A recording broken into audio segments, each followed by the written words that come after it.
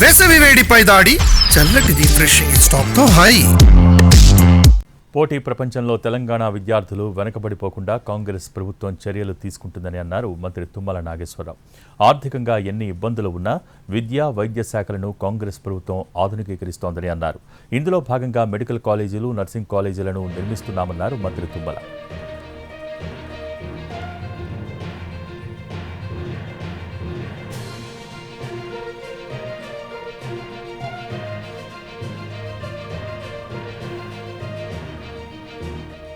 అదేవిధంగా వైద్య శాఖని ఆధునీకరించుకొని మన పిల్లలకి అధునాతనమైనటువంటి విద్యను కల్పించకపోతే ప్రపంచ దేశాలతో పోటీ పడలేమో.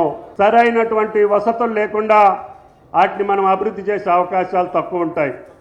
అందుకనే ఆర్థిక పరమైనటువంటి వెసులుబాటు కష్టమైన భట్టి గారి యొక్క చొరవతోటి 33 జిల్లాల్లో కూడా వైద్య కళాశాలను ప్రారంభిస్తున్నాం. అనుబంధంగా నర్సింగ్ కాలేజీలను కూడా ప్రారంభిస్తున్నాం.